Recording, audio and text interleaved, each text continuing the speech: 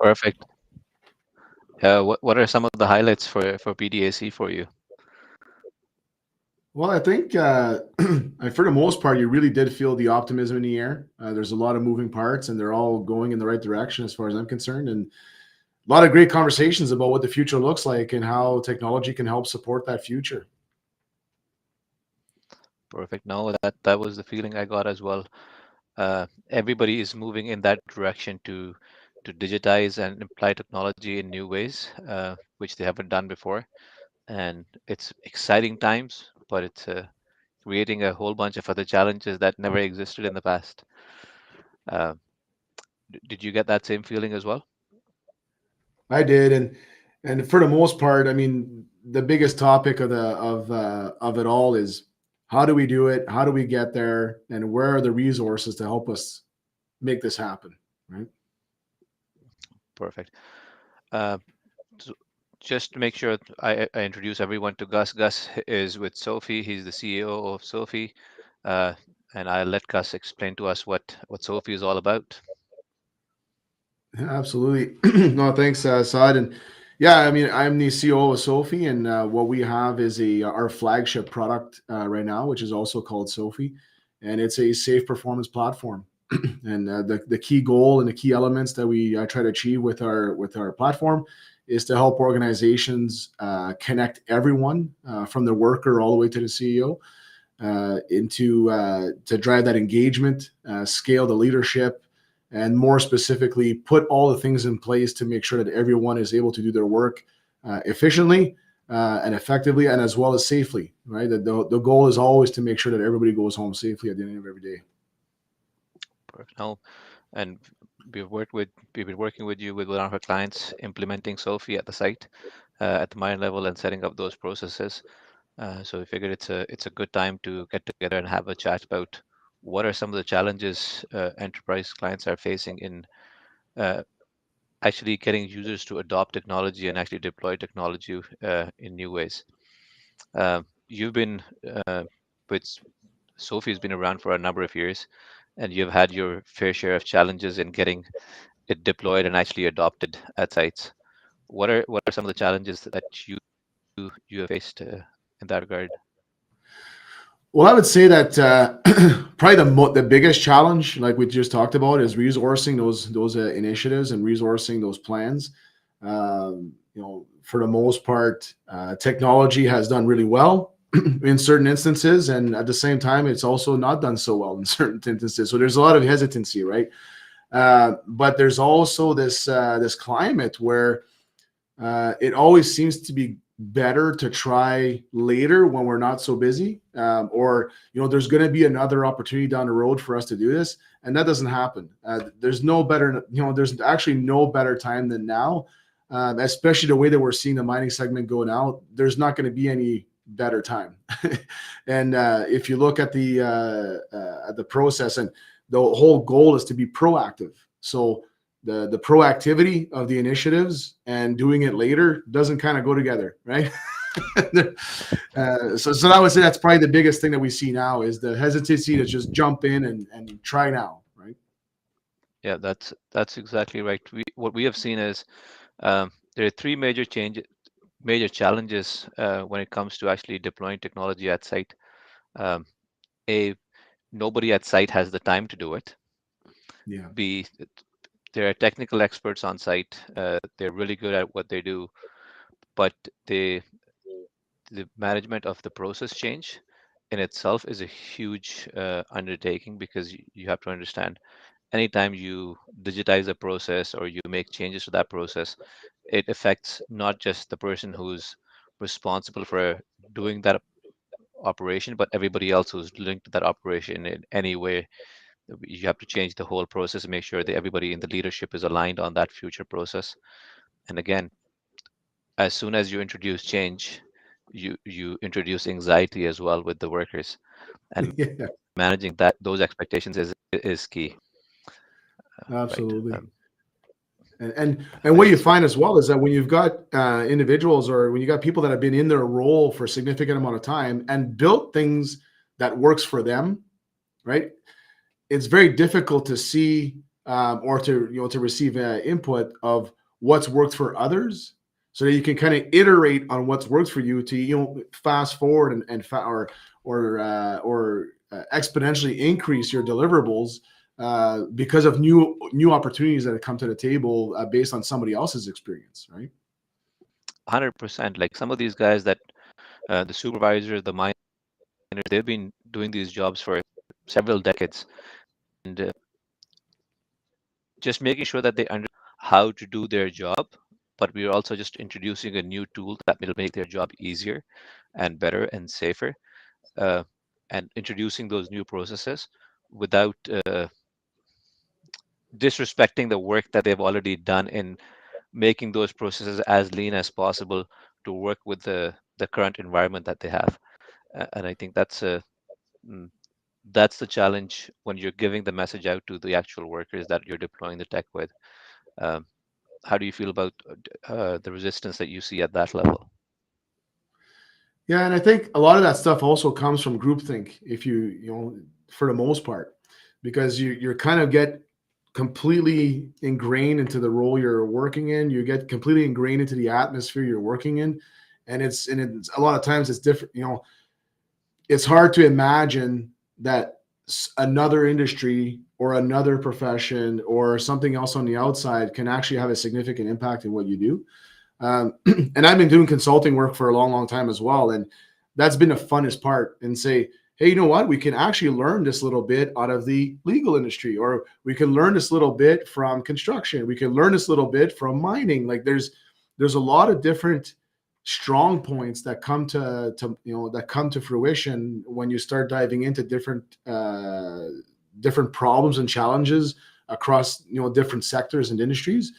And sharing that information across the board only makes everybody stronger. And I think that's where a lot of times you don't think of it.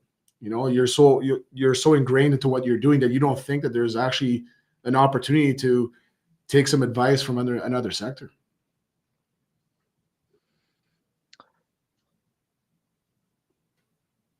Do you see any of that, Assad?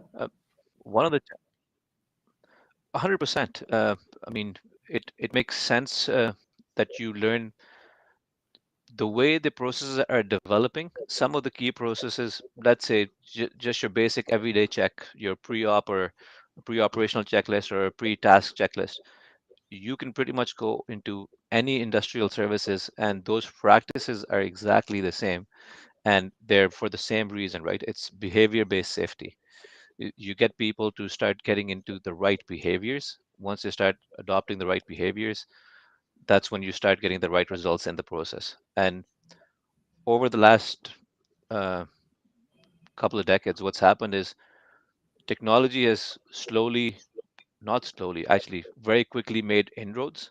But a lot of times, what you see is different departments have invested in different high-level softwares or programs, and it's finding the right mix of solutions that will work enterprise-wide is a technical challenge, but also because one department is not talking to the other, that has created a lot more manual work where somebody is taking information from one piece of software and then manipulating it so the other piece of software can use it. And it's integrating all the technologies. That's where the challenge comes in. I think that's where adoption challenge comes in as well, right? Because the need for a completely integrated solution that works for every single person involved in that process within one environment is becoming key, and it's building that process around it.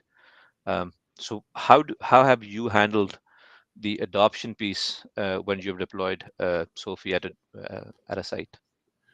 Yeah, I mean, that's a great question. I mean, for the most part, that's exactly what happens, right? You've got silos of personnel, which also creates silos of technologies. And Yeah, then you end up having the problem that you had as far as making sure that everybody's aligned times two, because now you got technologies that are not aligning and you got personnel that's not aligning, and then it's actually amplifying the issue instead of solving it. And that's exactly the conversation that comes top of mind every time we talk to, whether it's a mid-tier client or enterprise large scale client, is how do we get everybody to come together and how do we get all this data and all these technologies to come together, because it's the problem is twofold. So, and that was what one of the mission was with Sophie in particular, is one, we invite everybody at the table, because it's going to impact not only the person adopting the tool, but the downstream, right? The downstream effect of where the information has to flow so that everybody is on the same page. And to open up the opportunity that, hey, we've built a lot of things that come into one place. There's actually an opportunity to consolidate the amount of tools that you use, which will not only help break down some of the silos in technology, but also break down some of the silos in personnel, because they're all using the same, or leveraging the same platform, or leveraging the same focal point, if you will, right?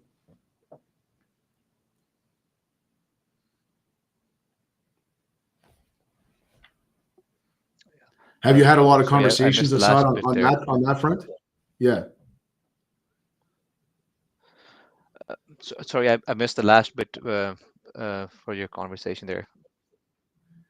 Yeah, no problem. I mean, what we talked, what I said was that the biggest part is to make sure that all of your personnel silos come together so that everybody gets aligned on what needs to get done. But at the same time, that you're able to collapse or condense some of the technology silos so that everybody has the same focal point, or the same version of the truth, and get together and make decisions. Like, no different than when you do, you implement an ERP system, or things that everybody has to depend on. It's always good to include everybody at the table so you can make those decisions, and see how you can actually make your world more simple with technology rather than making it more complex, right? 100%. Those are some of the basic conversations that we start off with, right? We start off with aligning the vision from the leadership team. Every time they invest in a new technology, we want to make it that from the director to the different area managers, they all have the same vision of what the outlook is going to look like.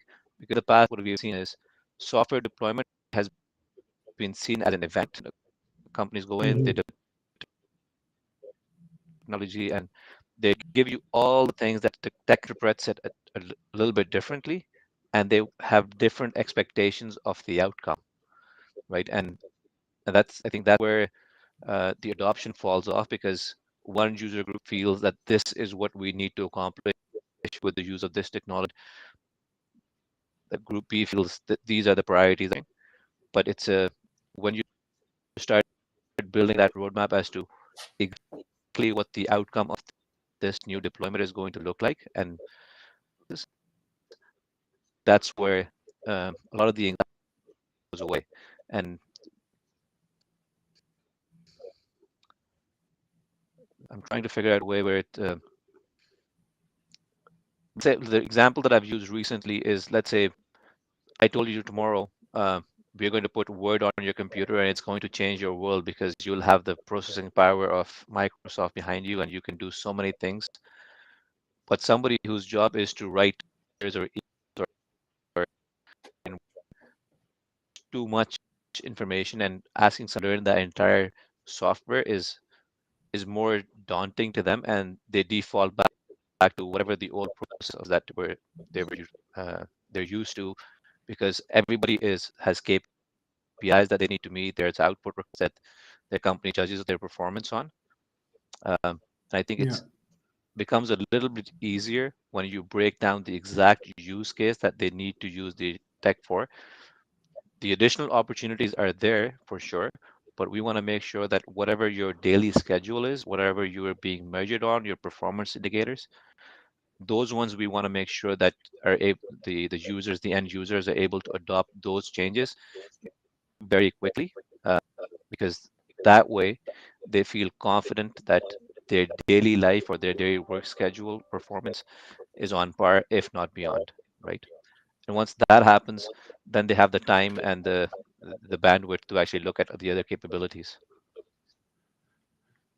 Exactly. And some of the conversations that we have a lot of times is that when you do a demonstration, or you bring people on, together to see the vision of where everybody can go, there's a lot of input there on all of the things we want to accomplish. There's definitely there's no shortage of input of all the great things that we can do.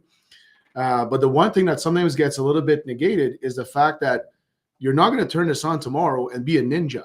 Like you don't become a ninja overnight, right? So you have to put those incremental steps to crawl, walk, run, and then sprint, so that the definition of what good looks like will happen.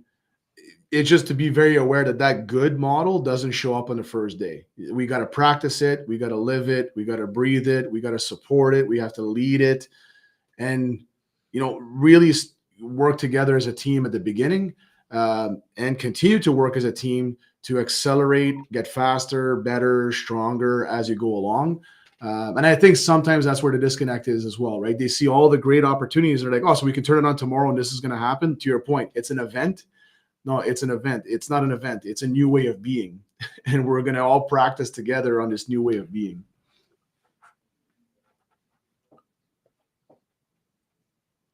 Exactly that, right? And that's I think where a lot of the disappointment comes in as well, and that in itself is a huge challenge in driving adoption, because you've got some uh, influential people who look at technology and they feel, yes, we have now adopted this new technology, or we invested in this new technology, and day after tomorrow or next week, our lives are going to be really different. It's a plan and showing uh, what the next step is going to look like.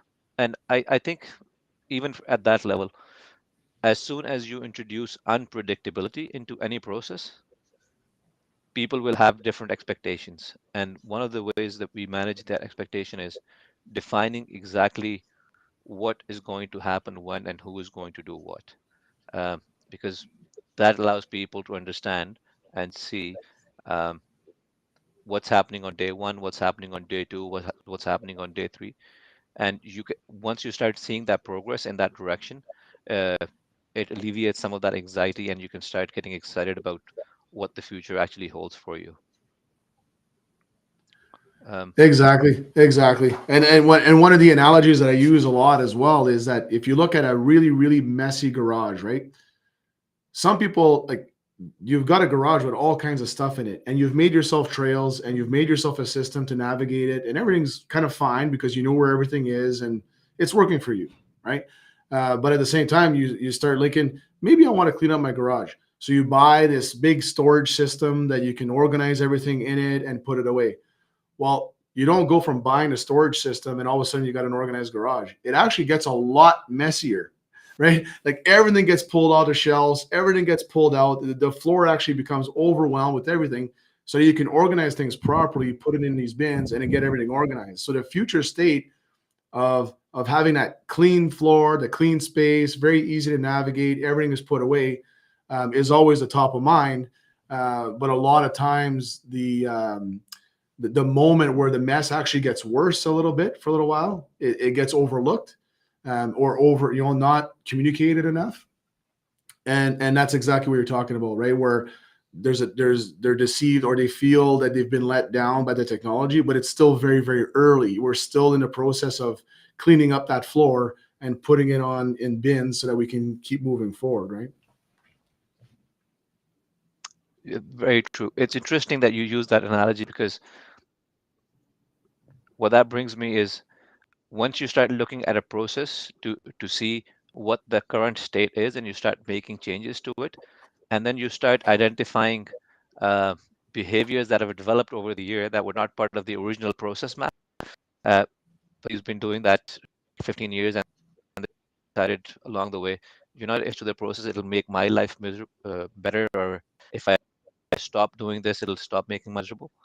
And those things have sometimes lost attention and lost the visibility to the right people, and it highlights a lot of those uh, issues that have sort of been, I wouldn't say ignored, they've just not been identified yet. And that uh, it creates more anxiety in a way, because people start seeing, oh, just what just happened, what's going on, that's not what it's supposed to be doing. And I feel that that is an opportunity to identify a gap in behavior, where we may have lost the vision behind whatever that behavior was supposed to drive, and it's time to revisit those behaviors and say, why are we doing this? And it's a good opportunity to really clean up your processes and look at your people and say, if you want to do something differently, why are we doing it, and what is the outcome that we are after? I think that's it's a finding that silver lining, but it's a be able to see a challenge. Most people see that and see how it's up, but it's not getting overwhelmed by that mess and saying, you know what, let's step back, take a broader view, um, mm, really clean this up and see exactly what we are doing and why we are doing this process. What are we trying to accomplish from it? And Yeah. how do you feel about that? No, for sure, for sure, and that completely aligns. I mean, another maybe analogy that I can put in place, because it is, I always like to put those stories in place because it helps, clarify what the problems are and also with the solution. But if you decided today that you were going to be that you're going to be working on living long, you want to live longer, you got to make changes. So maybe one of those changes is, hey, I got to lose 30, 40 pounds, right? And the immediate reaction is that if I start doing these things, I'm going to have a linear, like a linear weight loss, and I'm going to get to my goal in this time, and it's going to be awesome, right? And adoption is exactly the same. People think we're going to take off from here, and in a linear path, we're going to end up to our goal. And the reality is no different than with adoption it is with weight loss. You'll go a couple days where you lose a couple pounds. You'll go a couple days where you gain some of it back, and then you go a couple days where you gain a little bit more. And it's very, very much like up and down like this until eventually you get to the end result and it's actually what you wanted. But there's nothing that's actually directly linear that you can measure and be like, look at us progressing day after day, you know? Yeah.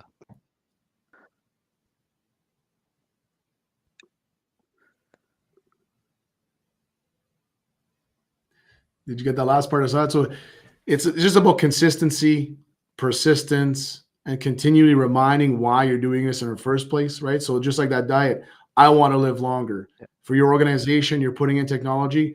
I want to be better, faster, stronger. I want to create more scalability. I want to create a different environment of engagement. I want to create a reduction in waste. Whatever the case it is that you want to create, always having that goal being the focal point of all the decisions you're making and the progress you're making, so that when you have those bumps and those spikes, you're constantly aligned that that's where you want to go, and not to get discouraged by the day to day. That by having those persistent incremental steps day after day after day after day, you will get to that goal, and you'll be able to look back and be very proud at the work you've done.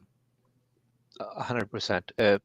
I think consistency is key, and staying on focused on the goal is the second part.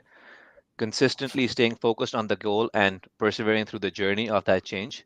Uh, and again, making sure one of the things that we feel is essential is the leadership, understanding that anyone who's adopting that change is making adjustments to their daily routine. So things may not be 100% where they need to be, but we always come up with a plan. A lot of the times when we implement changes, or even for you guys as well, the processes that you're changing directly have an impact on people's safety. So we have to make sure that there is, yes, the things are going to be done differently. Yes, the new process will have gaps in it, but ensuring that the existing processes remain unchanged is another challenge. And it's sometimes you have two different groups of people. A, the one who want to jump ship and adopt something new even before the processes are finalized, and B, who don't want to make the effort of going through that journey of process change and just want to go from point A and then wake up the next morning and getting in point B. And both of those create different risks at the site level. And it's making sure we manage both those user groups uh, independently. Absolutely. You always got sprinters in a group, right? And then the one thing that I talk about a lot when it comes to that point is that What's it good to finish a race by yourself and then you have to wait at the finish line for the rest of the team to catch up? Then it becomes frustrating for you too, right? So I'm happy you got the energy. It'll help us move everybody else. But we truly have to move together as a team so that everybody can cross that finish line together and celebrate together, right? Yeah. So what we like to do is take those sprinters and use them as super users. So those are the guys that will help us. But it's I'll come to, we need to understand the way who your user groups are and actually delineate them or bifurcate them into people who will be your champions, who will help you pilot a project and understand all the different areas that are going to be impacted by the new process. And those people come in really, really handy because they're not afraid of making mistakes. They're not afraid of trying something different, and they will give you feedback really quickly. I did this, and this is what happened, and that's very important when you're designing the new process, because that shows you exactly what these people are the experts. That's their job day in and day out. When we go in and do something for them or implement a change for them, we understand the change process, how to manage that change, but exactly what that change is going to be has to come from the users. And Yeah, those user groups are essential in that. And the reason I brought that up is we've got four different generations working at any site right now, and they have got very different experiences, very different motivations, and very different skill sets. yeah. And connecting with every single one of those user group is equally as important. Who do you find is the most uh, I wouldn't say most, how do you feel about the user groups with respect to that the generations that are working at the site right now? Well, I mean, if you would have asked me a few years ago, I'd have probably given you a different answer. But now that we've been able to see things and unfold right in front of our eyes, literally, when we have training sessions, it's like, oh wow, didn't see that one coming, but it makes a lot of sense. The one thing that I would actually say before I expand on that is that those super users are often not the ones that you think are going to be super users, right? We always think as a super user as like this person's really good with technology and they're going to lead us through, or this person has done this stuff before, and you may not be wrong, but what I found were the strongest super users were the ones that we never even considered in the first place. And that ties into what we've seen is that from a generational standpoint, yes, the 18-year-old or the 20-year-old coming into the workplace will be most likely able to pick up the technology sooner than others. But the piece that they're missing is the experiential part of what the impact is of that technology, right? And then you've got when you have that blend in a room, the more seasoned generations or the generations that have been there, a little longer, although they may need a little bit more support to adopt the technology, which would be maybe a little bit slower than the younger generations coming in, they have felt those pains for many years. They have felt the impact of the old way of doing things for many, many years. And then as soon as they realize by doing a few things differently with a new technology and how it alleviates all those pains, they're the ones that actually become super users and mentor the younger generations coming in to say, I know that the tech was easy for you to understand, but this is what it means for your life. This is what it means for your workday. This is what it means for the future of your career. Uh, it's it's the blend of the generations that actually make the adoption successful, in my opinion.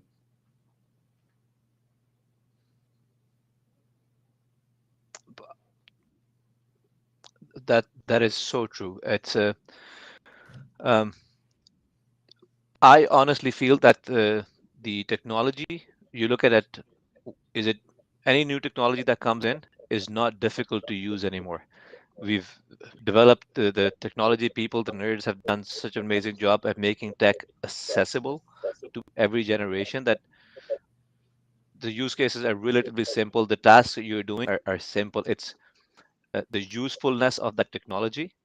The gentleman or the 18-year-old who who's just new to the work field, for them to understand how to use the technology is relatively simple.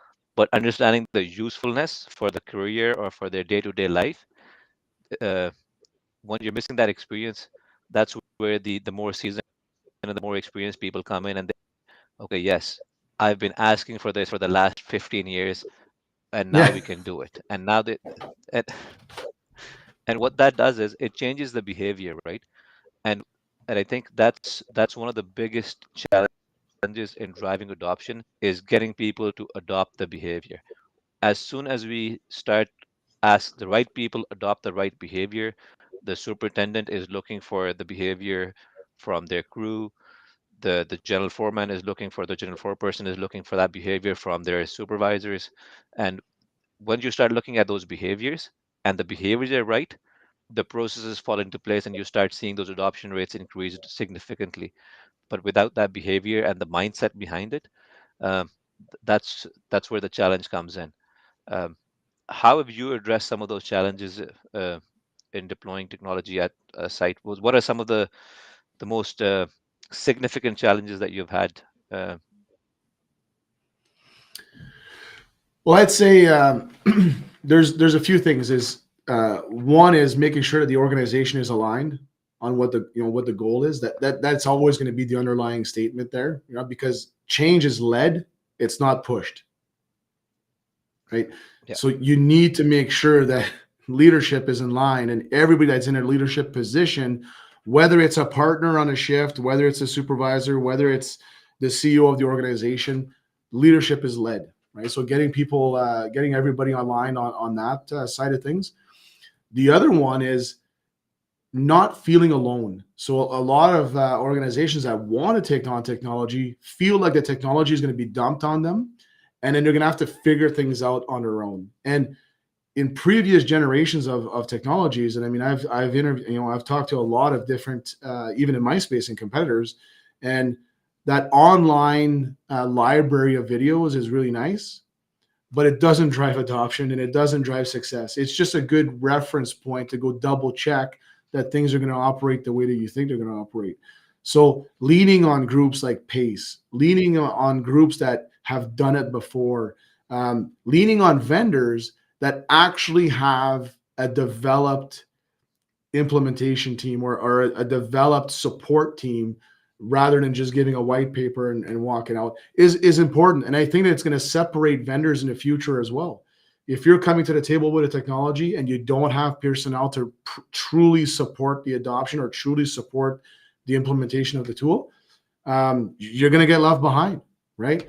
And that's where the partnership that we've created when we decided to tackle this work together on some of the cases that we're doing. It's really benefit. It's creating that success, right? Because the client is able to say, what are the best practices? What do you recommend? What have you seen in other places? What can you do to support us in moving forward?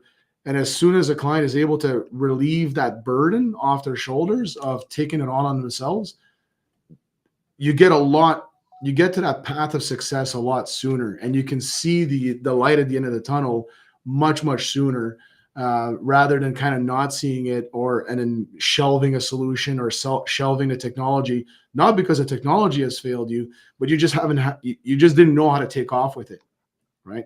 So I think that's going to be the imperative piece in the future as well, and as we move forward, is to just really come in as a supportive partner with your clients. 100%. One of the things that we feel has happened is over the last um, some period, what companies have done is gotten really good at repeatability and Mhm. uh, removing unpredictability in those processes. And the one way they've done it is introducing SOPs and getting people to adopt those SOPs 100%. So what that does is people are moving towards uniformity, but as we everyone's in the technology journey, so the rate of change has, if you introduced a new software or a new workflow, that was your workflow for the next 15 years.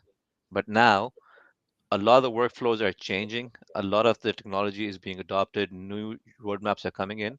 So what we go in and develop that culture for change and getting people to understand that yes, we are in a changing environment and change is going to be a consistent part of your workflows uh, over the next few years as companies figure out what the end or they work towards their end goal. A lot of the companies have their roadmaps already built out. If they know where they want to be 5, 10 years down the road. But it is like a I think it's like the industrial revolution where things are changing. We're going to have machines do a lot of the different works. Processes are going to get automated, but that change is not going to happen by tomorrow. It is going to take several years. So it's Yeah. building that culture of change where your workers are actually pulling for the change. And again, those guys are the experts.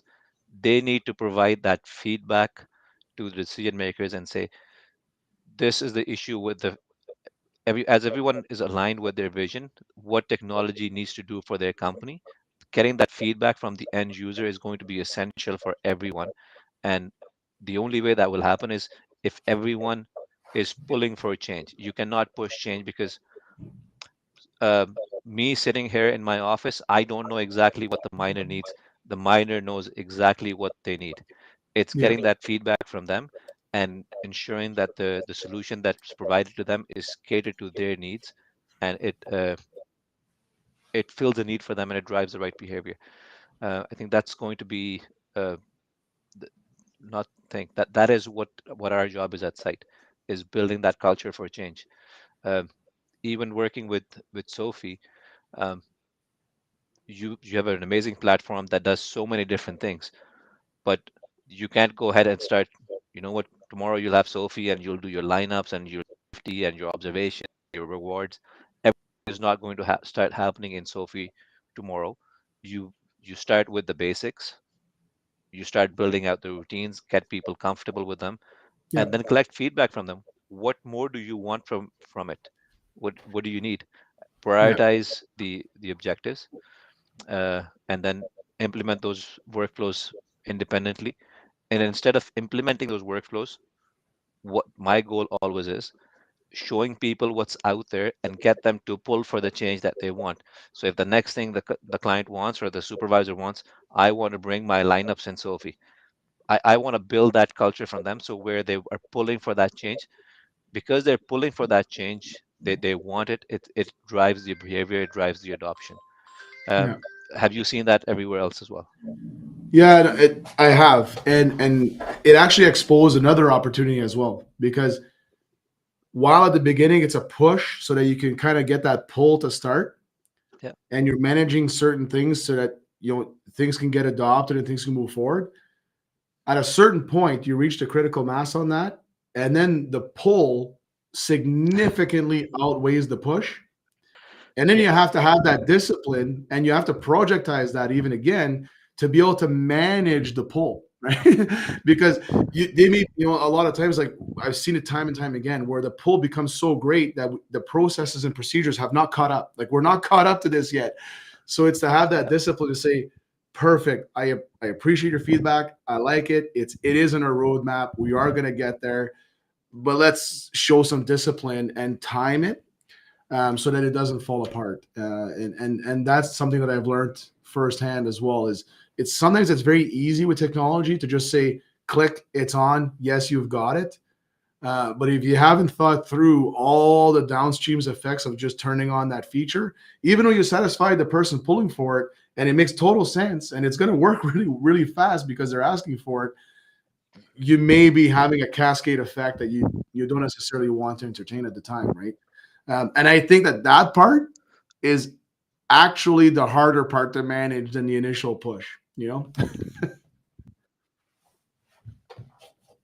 You're absolutely right, right? Uh, if he knows I can get on the freeway and start getting 120 miles an hour, nobody's going to be stuck on it going 50 miles per hour. But it's managing that expectation that yeah, I'll get there, but we need to make sure that the processes are in place. Very rarely is there a process that only affects one user group. Yeah. Everything is so connected, and in their lives or in their daily routines, people don't even feel that they're doing something uh, that's part of individual process because they're so used to people coming in check in. This is where I'm going to snap my card, and then I'm going to go in and get changed. And everybody has a routine, but every single thing that you're doing affects more than just one department. And every change that Yeah. you make has an impact on somebody else. And it's actually understanding the whole process and how that small change is going to everybody else. That's the important. Pulling is a great feature when people are pulling for change, because then you know uh, which department to work with or which area to work on. But building those processes is critical, especially Hmm. because uh, sometimes those processes are not really documented. It's a routine that's established over time as practice, and it's become normal behavior. It's not uh, identifies it as an individual step of a process. And I think that's one of the biggest challenges that we find. Uh, you start making a change, and then all of a sudden, in the middle of something, somebody else who does something once a month for a department, they say, "I haven't received this report." I'm like, when did you get this report? What's your role in this process, right? That's where things get interesting. It really does. It really does. And you try to account for it as much as you can. Like, you have your risk assessments and you conduct you put your RACI charts in place and things like that. But there's always going to be that person that comes out of out of nowhere for their quarterly report, like you said, and you're like, who are you? And welcome to the team. And what can I do to help you out? Right. So making sure that you're prepared for those conversations is likely the biggest piece, rather than trying to account for it for everything at the onset. It's no different in developing software, if you will. You write your spec, you create your mock-ups, you prepare yourself for the majority of what you need to do. Then it goes in the hands of the developers, and then things get uncovered, and then it's going to be somebody down the chain that has to put that finalized touch on it to push the code to push that feature out. That then finally flags, hey, hold on, we have a break in logic here. We need to fix it before it actually goes to everybody else. Um, you can try as best you can. I've been trying for years. You can try as best you can to capture 100%. If you get about at 90%, you've done a really good job. And then as long as you got the processes in place to react and to be there for those moments where things get uncovered, that's when things really accelerate and move forward, right?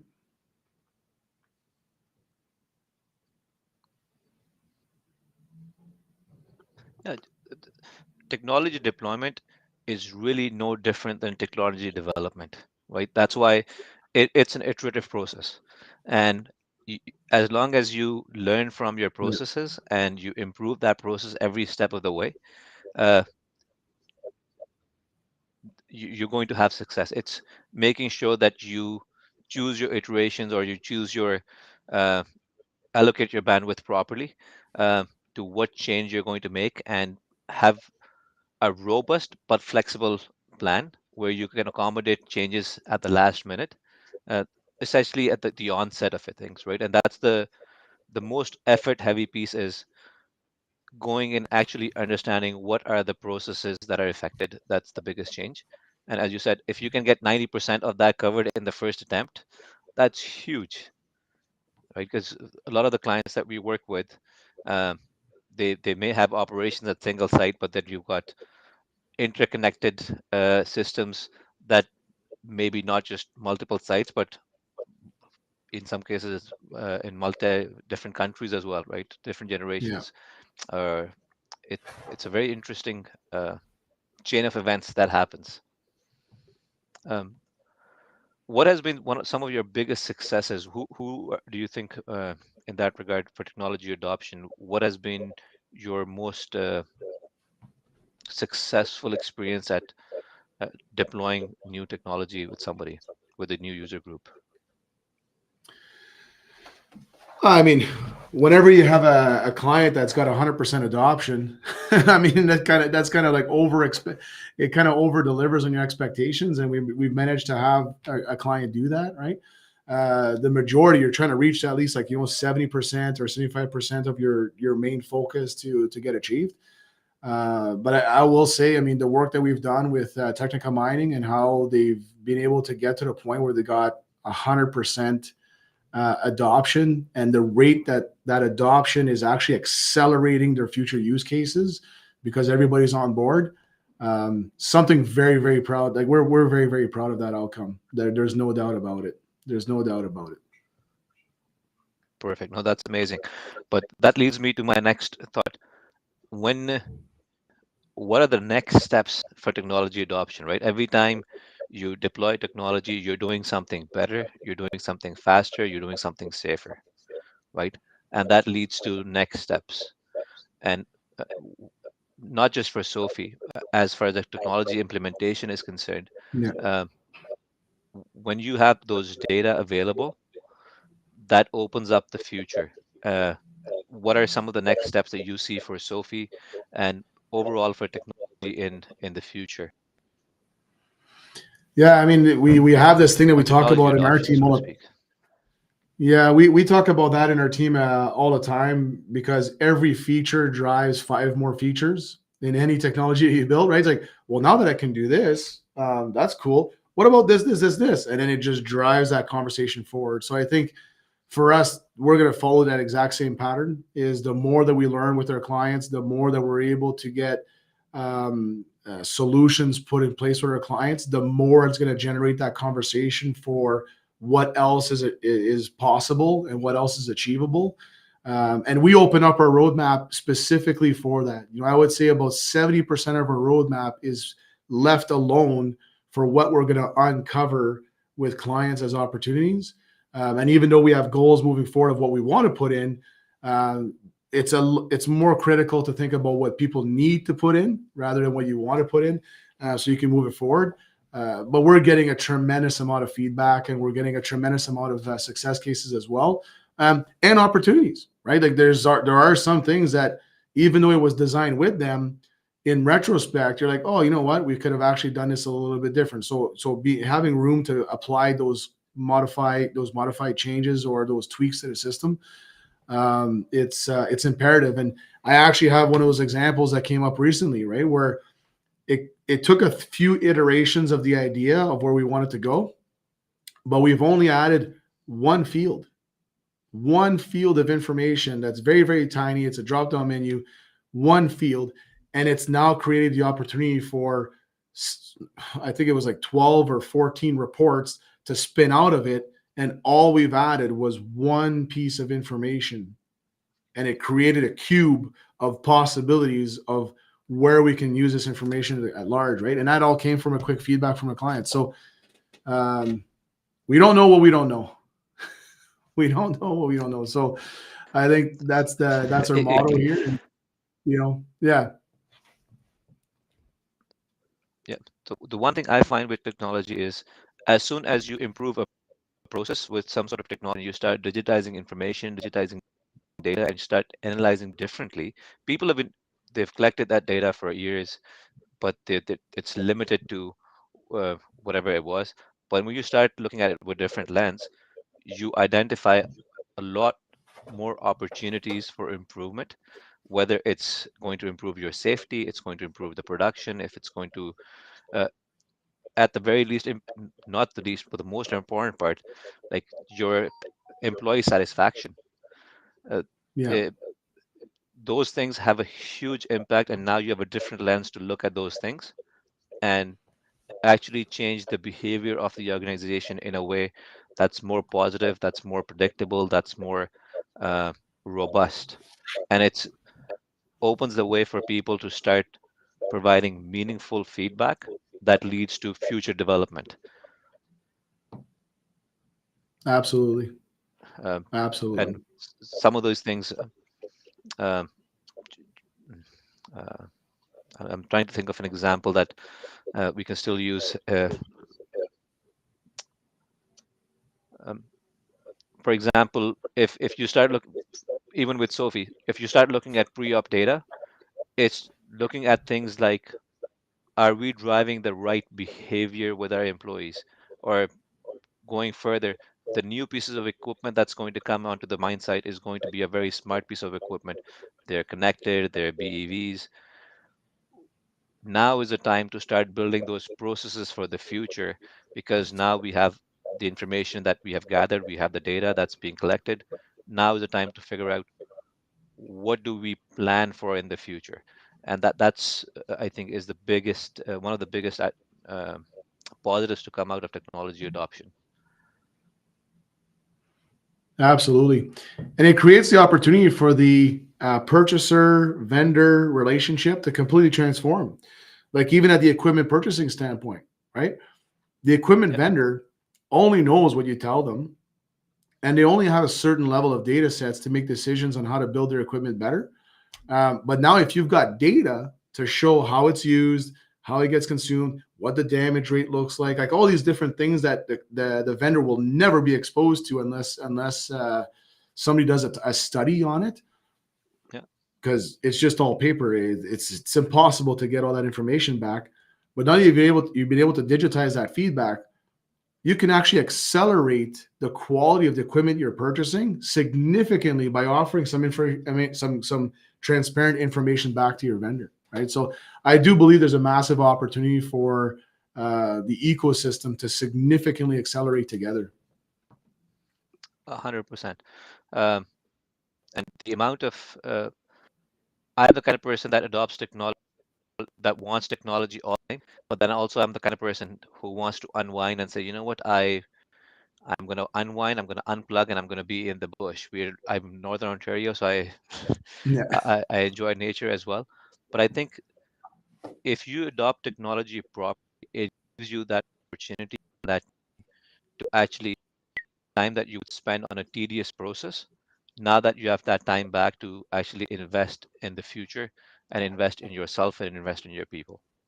And I think that's the most important outcome of technology adoption is the impact on the life of people that are involved, right? As it's making lives better. People are going home safer. People are getting their jobs done safer, and they're making Yeah. decisions based on data that's driving performance for everyone. Yeah. I mean, you're buying your time back, right? That's always the goal is how do I accomplish more with the same amount of time or even less time? Yep. And that's what some of the feedback that we're getting from a lot of supervisors that have taken on our platform is like, oh my God, I never thought I'd see the day that I can actually hit the showers at the same time as my whole team, right? Because I'm not overwhelmed with all of these, additional reports that I got to create at the end of the shift. They're just automated. Wow, like I can actually have a 12-hour day instead of a 14-hour day or a 16-hour day, or I can. That means a lot to somebody, right? Where they can do their job well, do their work well, and not have to put in extra hours or extra effort for nothing, and spend that time with their family, spend their time going camping in the up north, and spend that time going fishing or whatnot, right? So that's an incredibly valuable thing to propose to, especially to a supervisor that's just overwhelmed as it is, right? Yeah, and the word that you use there is automated, right? And I think that that's where the future is, where people were spending a lot of time just collecting data, putting them in some sort of format to actually analyze it and actually make decisions. Now we can automate that whole process, and the person can focus on actually making the decision on based on that data. And it's Mm-hmm. that I think that's the next step is that drive. People have always been focused on making data-driven decisions, but it's sometimes that process has been so cumbersome where people have just said it's too much, it's just not worth it. But now that that information is available to you, it's analyzed, the reports are already built. Now you can look at those numbers and you can look at that data and say, this is where I need to improve, and this is what my next priority is going to be. I think uh, that's what the future holds, where we automate these processes and make lives even simpler for people. Absolutely, absolutely. Perfect. What is the biggest lesson learned during the course of your technology adoption efforts for both of you? It's all about the people. Uh, if we connect with people and connect people to value of technology, we can drive adoption. As long as people see uh, the value in adopting, they will see value in it. It can be as easy as one, two, three. People are not going to change their behaviors if there's no value for it. I think that that's the biggest needs to come out of it. It is going to be successful, has to have meaningful value to all users. What about what do you think? Yeah, I mean, for me, the biggest one is that everybody's pretty creative. You know, when there's certain problems that you're facing, there's no doubt that there's ways that users will be able to transform your technology to make it work for them in specific ways. No different than a miner's wrench, right? Like a miner's wrench was there so that you have something to be able to open air valves and water valves in case a handle was missing, and it was part of the PPE so that you were able to do that and just use it as a wrench as well. And that wrench, I've seen it used in probably 200 different ways, right, to serve the purpose that they're trying to go. It's been a level, it's been a measuring device, it's been a boomerang, and everything in between, right? So understanding that you may have built your technology in a certain way to accomplish a certain goal, but by just changing a couple little values, it'll get used in a totally different way, and it'll offer a totally different value set. And to just listen to your users, right? Because they will be able to spin it like that with and getting that feedback is imperative. And like I've seen some of our tools that we've built that they still drive that value and they still offer that opportunity, but by pivoting the opportunity to do other things, now you've uncovered a whole other segment of opportunity, and the user was out to show you that. They're able to show you how to use your tool even better. Right? Yes, and what that does is changes like those, to get them to be adopted universally or on a larger scale was very difficult, because it was not possible to show the value of that ingenuity that somebody was showing at one specific mine site. But now that you actually capture that data and see the impacts of that data or that change, and you can track how that's affected everything else, getting that to scale that change is becomes a relatively simpler task, right? Right. Uh, at the end of the day, we have to remember technology is the new set of tools that we have. Back in the day, if you gave somebody a hammer, they knew exactly what to do with it. You use it. Uh, but now, if you give somebody a piece of technology, people used a hammer differently. Somebody to wedge it, or to now somebody to transfer that knowledge from that one individual to everybody else in the organization. Um, Anyone who came in contact would learn something from an old timer, but now you get that information, you take that learning, and you spread it very quickly. And those best practices, um, it, a new practice becomes best practice very quickly. Yeah, for sure. It's going to be essential, because as we grow faster and faster, or the change is faster and faster, as quickly as we can adopt new best behaviors, that's going to be best for everybody involved. 100%. Perfect. Thank you so much for your time today, Gus. It was amazing talking to you, catching up with you. No, it was a great conversation. I mean, we have so many great conversations in the field that it was a perfect time to start sharing some of that with the world, so that everybody can learn from what we've experienced. And I'm looking forward to the feedback as well from people and what they've experienced, so we can